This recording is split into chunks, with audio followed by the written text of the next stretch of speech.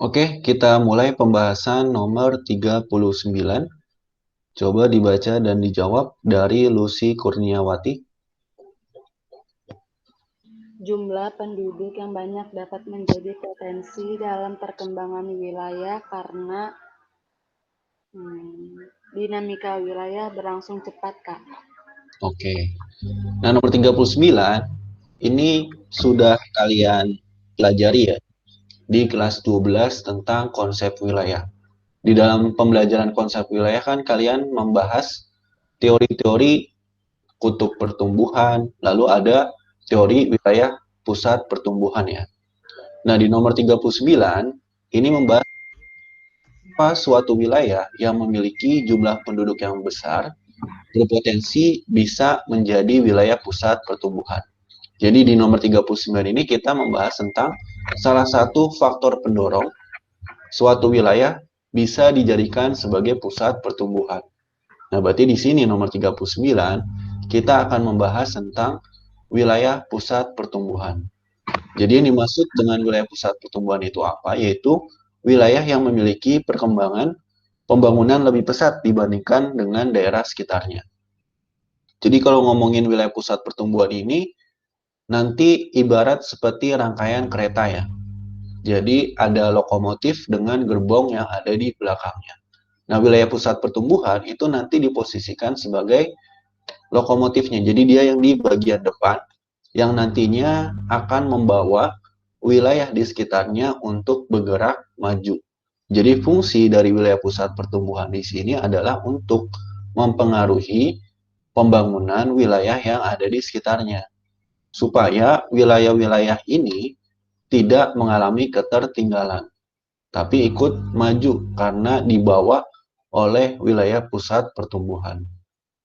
Tuh ya, jadi kalau ngomongin wilayah pusat pertumbuhan, ibarat kita ngebayanginnya itu ada di rangkaian kereta. Jadi yang membawa majunya itu kan lokomotif ya. Nah, lokomotifnya itu adalah wilayah pusat pertumbuhan. Nah, nanti gerbong yang ada di belakang lokomotif itu adalah wilayah-wilayah yang ada di sekitarnya. Jadi apabila lokomotifnya bergerak maju, dia akan membawa gerbong-gerbong yang ada di belakangnya. Tuh ya, paham sampai sini? Untuk wilayah pusat pertumbuhan? Dari pengertian dan tujuannya? Paham, Kak? Oke. Nah, nanti suatu wilayah kenapa bisa dijadikan pusat pertumbuhan? Karena wilayah tersebut memiliki faktor-faktor pendorong atau faktor-faktor yang berasal dari wilayah tersebut. Kira-kira dia memiliki apa sih yang menyebabkan perkembangan pembangunan di wilayahnya itu lebih cepat atau lebih pesat dibandingkan dengan di wilayah sekitarnya. Nah, nanti faktornya itu ada 5. Yang pertama, ada SDA atau sumber daya alam. Nah, kenapa suatu wilayah apabila memiliki sumber daya alam bisa berpotensi menjadi wilayah pusat pertumbuhan? Karena suatu wilayah apabila memiliki sumber daya alam, maka dia memiliki modal dasar untuk membangun wilayahnya. Karena suatu wilayah yang memiliki sumber daya alam, mereka akan menjual sumber daya alamnya nanti untuk digunakan sebagai modal membangun wilayahnya. Jadi SDA ini nanti yang akan dijual untuk memperoleh keuntungan. Jadi SDA ini nanti berupa bahan mentah yang akan dijual untuk mendatangkan keuntungan. Nah, jadi ini dipengaruhi oleh kondisi geografis wilayahnya, yaitu dari tersedianya sumber daya alam. Lalu yang kedua, dari sumber daya manusia. Nah, ini yang dibahas di nomor 39. Kenapa suatu wilayah yang memiliki banyak tenaga kerja itu akan berpotensi menjadi wilayah pusat pertumbuhan. Nah, kenapa suatu wilayah yang memiliki SDM yang banyak dan kualitasnya juga baik itu nanti akan berpotensi menjadi wilayah pusat pertumbuhan? Karena sumber daya manusianya ini nanti yang akan menjalankan roda pembangunan atau roda perekonomian di wilayah tersebut. Apabila sumber daya manusianya ini memiliki kualitas dan kuantitas yang bagus, maka roda pembangunannya akan berjalan dengan lancar. Jadi tidak membutuhkan sumber daya manusia dari wilayah lain. Itu pengaruh dari yang nomor 2. Nah, jadi 39 jawabannya yang mana? Bukan yang C ya, tadi kan Lucy jawabnya yang C. Jadi yang C kurang tepat. Kira-kira yang paling tepat yang mana? Coba Yang kalian B, buat. Kak. Yang B. Jadi, iya. Jadi potensi dalam perkembangan wilayah karena wilayah tersebut memiliki ketersediaan jumlah tenaga kerja yang tinggi. Tuh, jadi nggak hanya kuantitasnya, tapi kualitasnya juga harus diperhatikan. Jadi jumlahnya banyak, juga mutunya juga harus bagus. Jadi yang B benar. Oke. Oke, nah selanjutnya yang nomor 3, lokasi strategis. Nah, lokasi strategis ini berpengaruh terhadap apa? Yaitu nanti kemudahan dalam hal aksesibilitas. Jadi wilayah tersebut mudah untuk diakses. Biasanya kalau untuk wilayah pusat pertumbuhan itu berada di wilayah dataran rendah ya. Kenapa persebarannya itu banyak di dataran rendah? Karena dataran rendah ini termasuk ke lokasi yang strategis, jadi mudah untuk dijangkau. Jadi aksesibilitasnya itu tinggi. Lalu yang keempat, sarana penunjang. Jadi sarana ini yang akan mendukung kelancaran kegiatan perekonomian. Jadi sarana ini yang mendukung kegiatan ekonomian.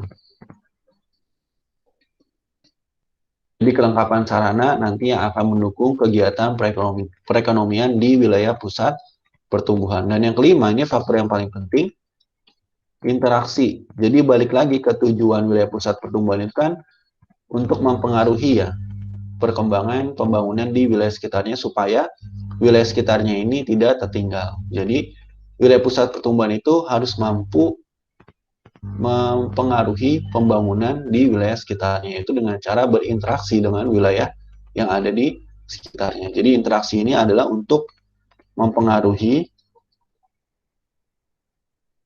pembangunan di wilayah sekitarnya.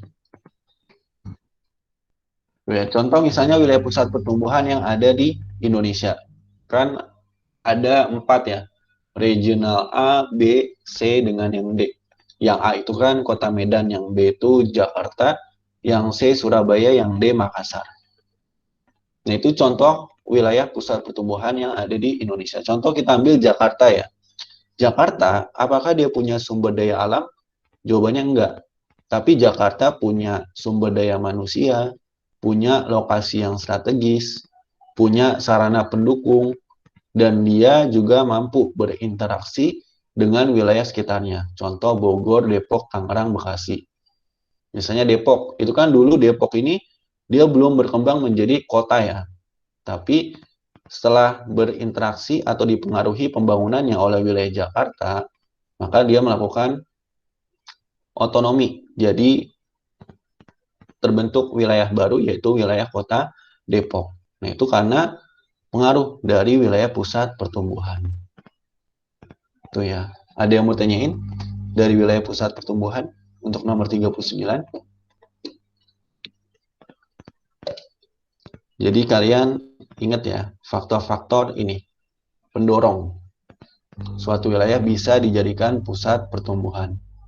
Jadi suatu wilayah yang dijadikan pusat pertumbuhan itu gak harus memiliki kelima-limanya ini ya. Bisa saja dia hanya memiliki 3 faktor, 4 faktor, atau 2 faktor. Itu jadi nggak harus dipenuhi kelima faktor ini. Tapi bisa saja hanya 3 ataupun hanya 4.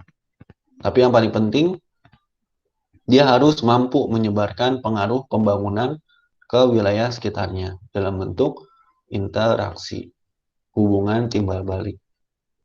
Oke, ada yang mau tanyain? 39? Enggak, Kak. Oke. Kalau tidak ada, lanjut nomor 40 ya. Nah, silakan kalian baca, lalu kalian jawab. Saya beri waktu 3 menit. Oke. Ini juga sama nih. Ini materi yang masih hangat mungkin. Jadi, Mas, ini dipelajari di kelas 12 ya, tentang desa dengan kota. Silakan. Kalian coba jawab dulu.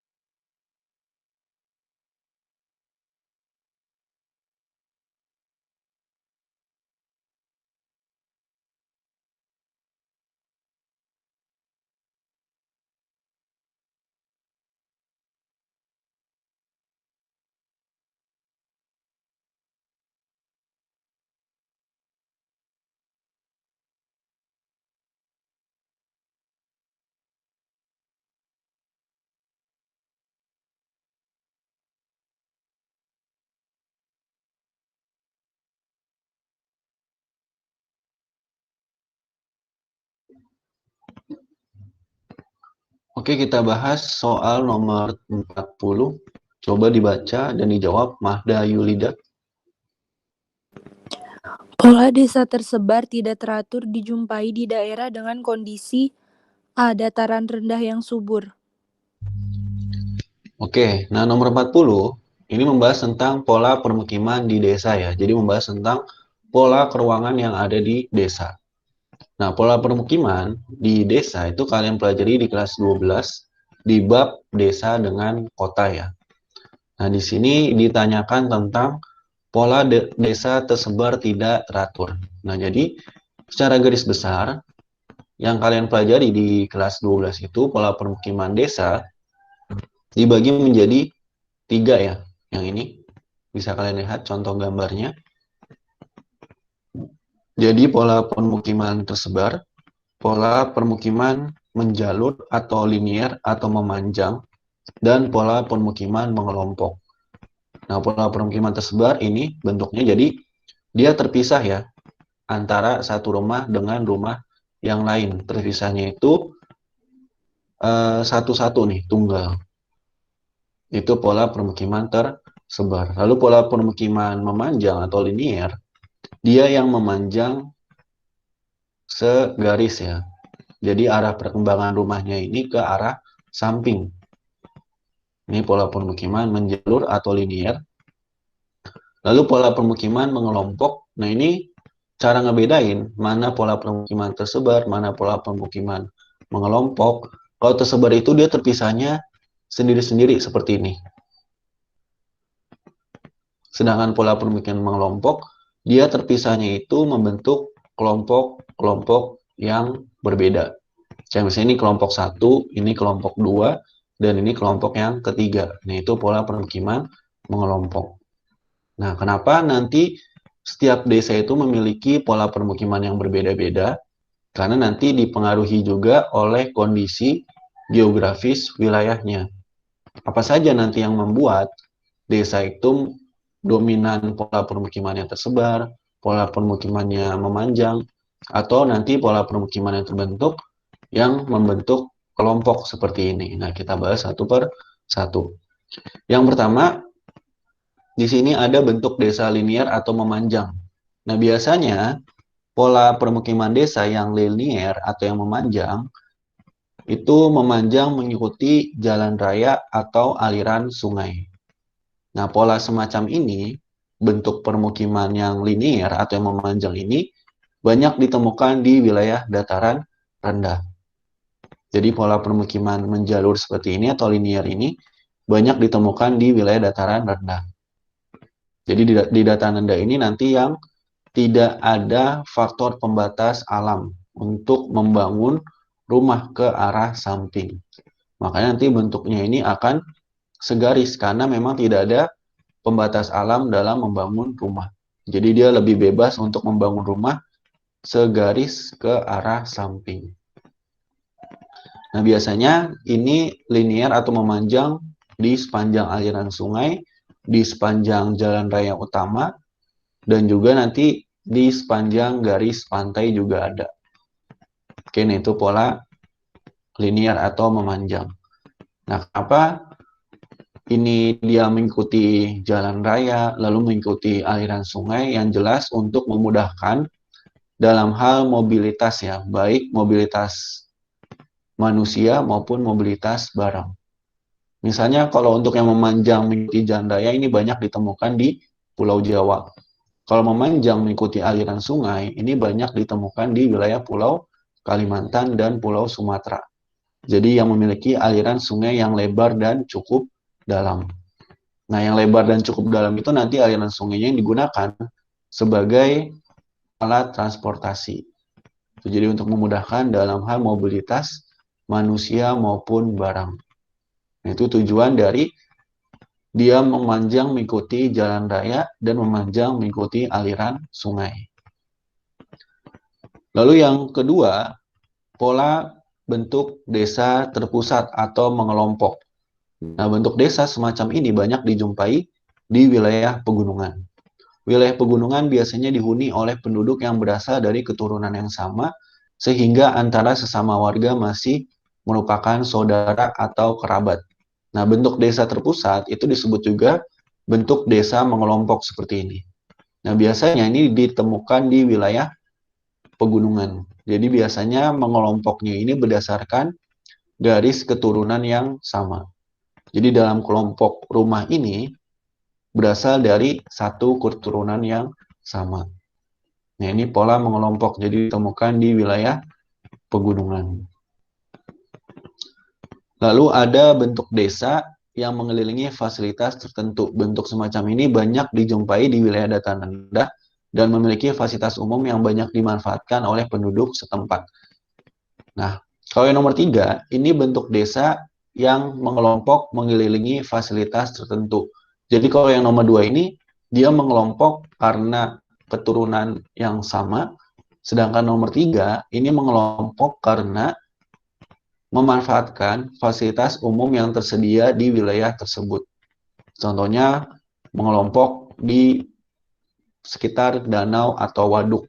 Nah, itu kan berarti memanfaatkan danau atau waduk sebagai sumber airnya ya. Makanya dia akan mengelompok, mengelilingi waduk atau danau. Nah, itu adalah bentuk desa yang mengelilingi fasilitas tertentu. Nah, ini juga sama.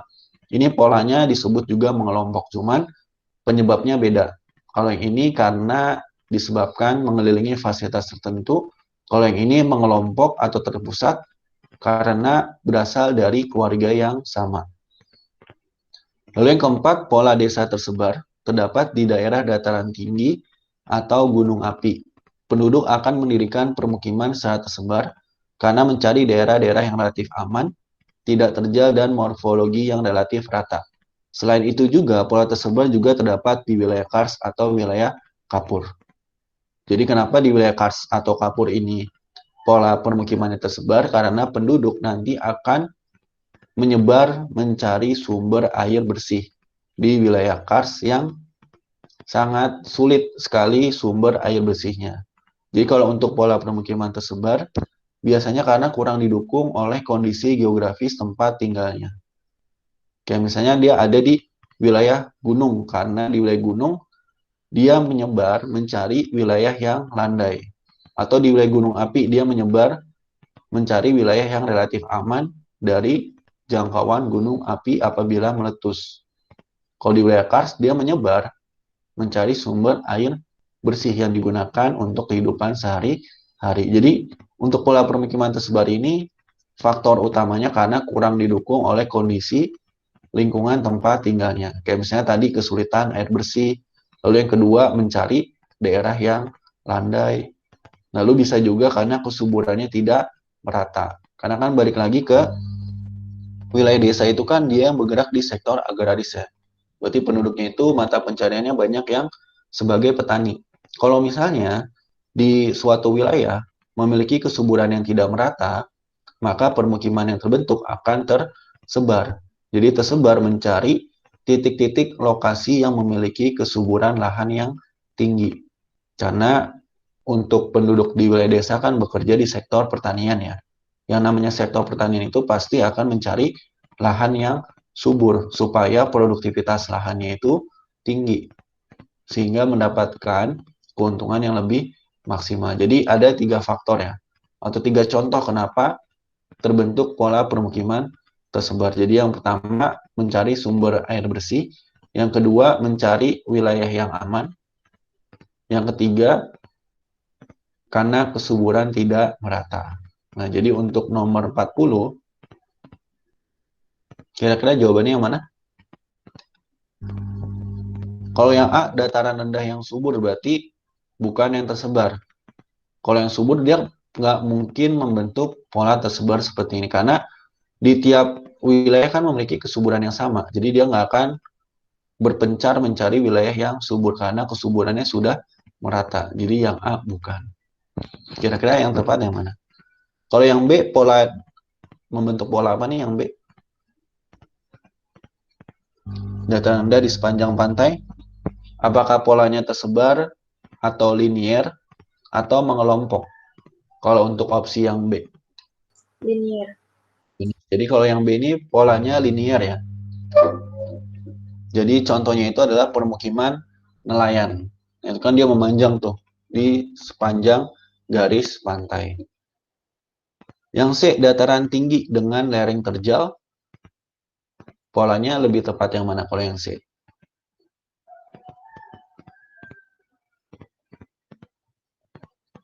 Apakah linear, apakah tersebar, atau mengelompok? Kalau yang C. Kan berarti tinggal C, D dengan yang E nih. Kalau yang tidak tersebar, tidak teratur, lebih tepat yang mana? Kalau untuk tersebar tidak teratur, yang mana? D. Yang D, topografi miring, terutama pada lereng gunung api. Nah, kalau untuk topografi miring, bisa membentuk pola tersebar seperti ini. Cuman kalau untuk yang lebih tepat lagi dalam hal pola pemukiman tersebar, yang E ya. Kesuburan tanah tidak merata dan topografi kasar. Kalau yang D ini bisa membentuk pola mengelompok. Kalau yang D, yang ini.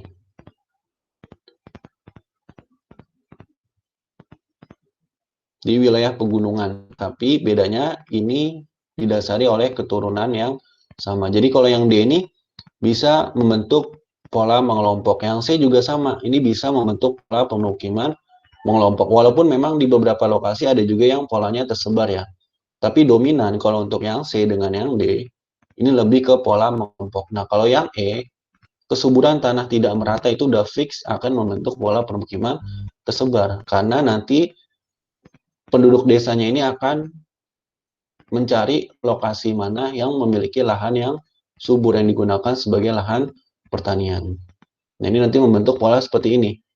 Jadi titik rumahnya ini berada di lokasi yang suburnya. Sementara yang lokasi lahannya kosong ini, dia yang memiliki kesuburan yang rendah. Jadi yang ada rumahnya ini wilayah yang memiliki kesuburan yang tinggi, sehingga bisa dimanfaatkan untuk lahan pertanian. Atau yang topografi kasar juga bisa membentuk pola tersebar. Jadi dia tersebar mencari wilayah yang landai. Jadi yang ada rumahnya ini adalah lokasi-lokasi di wilayah yang memiliki lereng yang landai.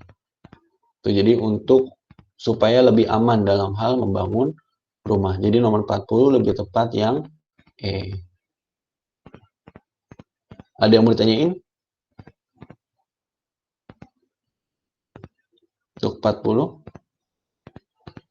Jadi kalau yang A ini dia linear ya.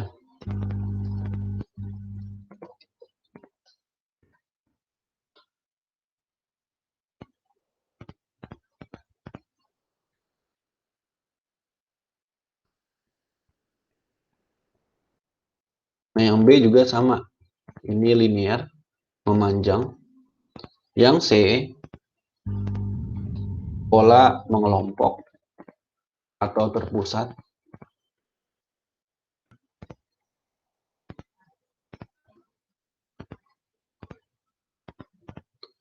Nah, yang D juga sama. Ini polanya mengelompok.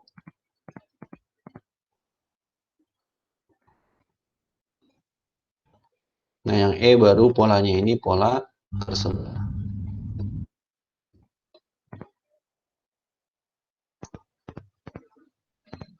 Oke, ada yang mau tanyain dari nomor 40?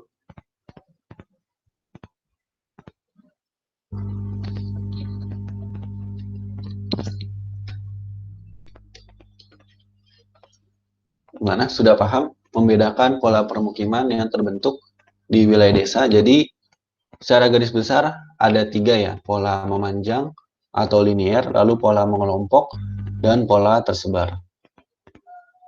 Oke. Oke, nggak ada yang ditanyain? Kalau tidak ada, kita lanjut ke persiapan yang kelima.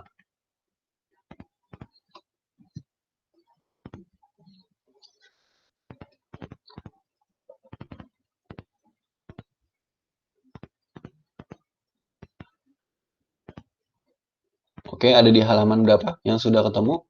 Persiapan kelima.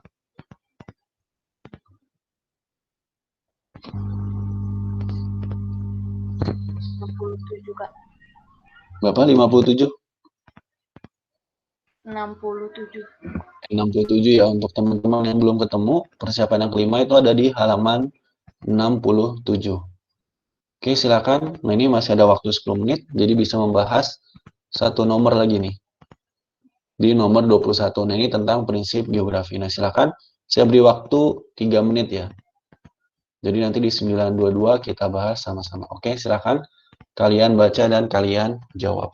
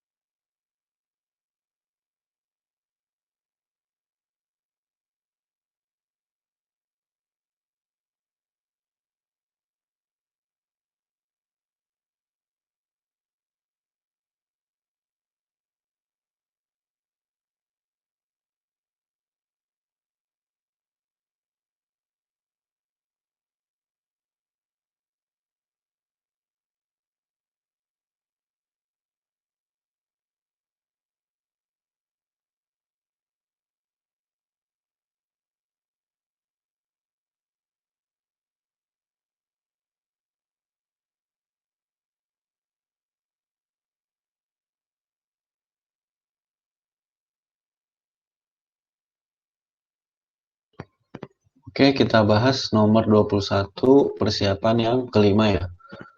Coba dibaca, Najla.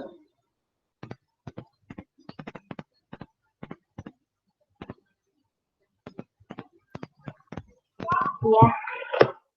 Silakan Najla.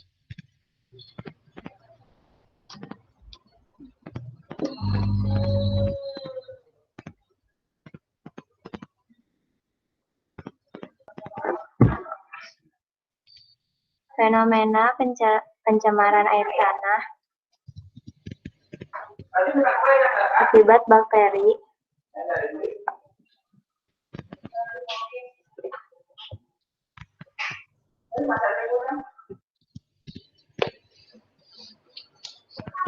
Fenomena pencemaran air tanah akibat bakteri E. coli yang sering terjadi di perkotaan dapat ditelaah dengan menerapkan prinsip.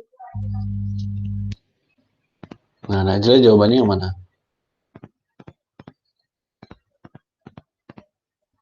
Nah, coba lihat kata yang kakak warnain biru ini.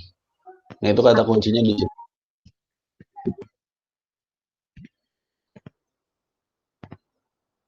Orologi bukan, Kak? Nah, jadi nomor 21 ini kan membahas tentang prinsip geografi ya. Jadi prinsip geografi ini fungsinya adalah untuk menjelaskan kejadian fenomena yang ada di permukaan bumi. Jadi kita mau menjelaskan ke orang lain tentang kejadian fenomena yang kita lihat. Nah, itu dengan menggunakan prinsip geografi. Nah, prinsip geografi itu nanti ada 4 prinsip yang bisa kalian gunakan untuk menceritakan kejadian fenomena yang ada di permukaan bumi. Jadi ada prinsip distribusi, ada prinsip deskripsi, lalu ada prinsip interrelasi, dan yang keempat prinsip korologi. Nah, ya berarti yang di sini bukan prinsip itu adalah pilihan yang A ya. Jadi ke ruangan ini bukan prinsip geografi. Nah, B, C, D dengan yang E ini adalah merupakan prinsip-prinsip geografi yang digunakan untuk menjelaskan suatu proses kejadian fenomena. Nah, di nomor 21, ini kita diminta untuk menelaah fenomena pencemaran air tanah akibat bakteri E. coli yang sering terjadi di perkotaan. Nah, berarti di sini kan ada kata kuncinya nih yang saya tandain, warna biru. Nah, kalau menjelaskan tentang sebab akibat, itu berarti menggunakan prinsip yang mana? Menggunakan prinsip interrelasi. Jadi jawabannya yang C. Di sini kan menggambarkan sebab akibatnya. Jadi sebabnya itu fenomena pencemaran air tanah yang diakibatkan oleh bakteri E. coli. Jadi sebabnya itu pencemaran air tanah. Akibatnya itu kan pencemaran air tanah disebabkan oleh bakteri E. coli ya. Jadi penyebabnya itu bakteri E. coli. Akibatnya itu adalah terjadinya pencemaran air tanah di kota-kota besar di Indonesia. Itu berarti menggunakan prinsip apa? Yaitu prinsip interrelasi. Tuh ya, jadi prinsip distribusi ini menjelaskan tentang persebaran suatu fenomena di permukaan bumi. Jadi menjelaskan persebaran fenomenanya itu ada di mana aja. Lalu yang nomor 2, prinsip deskripsi menjabarkan dengan sumber data. Jadi menjelaskan suatu fenomena dengan sumber data yang bisa kita jelaskan. Lalu prinsip interrelasi tadi yang menggambarkan sebab akibat atau keterkaitan antara satu fenomena dengan fenomena yang lain. Lalu yang terakhir, prinsip korologi, ini adalah prinsip gabungan. Tadi ada yang menjawab prinsip korologi ya, yaitu prinsip gabungan. Nah, kalau untuk soal nomor 21 ini memang sebenarnya agak rancu ya. Jadi, kalau misalnya kita lihat di artikel, kayak misalnya kalian baca tentang fenomena pencemaran air tanah akibat bakteri E. coli di wilayah perkotaan di Indonesia. Nah, itu pasti muncul artikel yang membahas ya. Itu kan berarti membahasnya dengan menggunakan prinsip geografi ya. Nah, kalau di dalam artikel itu memang lebih cocok dengan prinsip korologi. Karena di dalam artikel kan pasti diulasnya lengkap ya. Misalnya persebaran lokasi pencemaran airnya itu ada di mana aja di Jakarta. Lalu nanti data air tercemarnya itu berapa, misalnya datanya itu dalam 1000 cc itu ada kandungan berapa bakteri E. coli-nya. Nah, itu kan dijelaskan dengan prinsip deskripsi juga. Lalu prinsip interrelasi nanti kenapa bisa terjadi pencemaran air di lokasi Jakarta akibat bakteri E. coli, misalnya karena masih terdapat WC-WC umum yang tidak memperhatikan kebersihan atau pemeliharaannya. Nah, itu kan juga masuk ke prinsip interrelasi ya. Nah, berarti kalau semuanya ada, berarti kan masuknya ke prinsip korologi. Tapi kalau di dalam soal seperti ini, kita fokusnya itu hanya di dalam teks yang ada di dalam soal. Jadi di dalam teks soal ini kan hanya menjelaskan tentang sebab akibatnya. Tadi pencemaran air tanah yang diakibatkan oleh bakteri E. coli. Nah, berarti kalau sebab akibat, ini lebih cocok menggunakan prinsip interrelasi. Walaupun tadi yang seperti saya bilang, kalau di artikel itu memang diulasnya kan lengkap, jadi lebih ke prinsip korologi. Tapi karena di sini kita acuannya itu hanya teks dalam soal, berarti lebih tepat yang C, yaitu prinsip interrelasi. Jadi menggambarkan sebab, akibat, atau keterkaitan antar fenomena yang terjadi.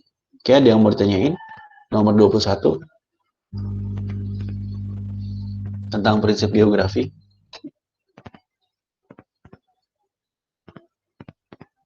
Enggak, Kak. Sudah jelas ya. Jadi tadi ada yang membahas korologi. Nah, mungkin yang korologi ini kalau misalnya kita membahasnya itu dari teks berita atau artikel yang ada di berita, nah itu memang memakai prinsip korologi. Nah, kalau di soal seperti ini, kita acuannya hanya di dalam teks soal saja. Oke.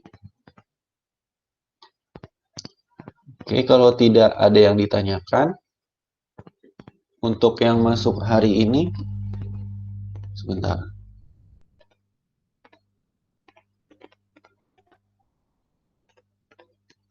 Berarti Irdita, Kairisa, Lailani, Lucy, Magda, Najla, Nurmala, Reisa, Rifda, Rohmi, Safa, Siti, Umi, dan Siva izin ya. Oke.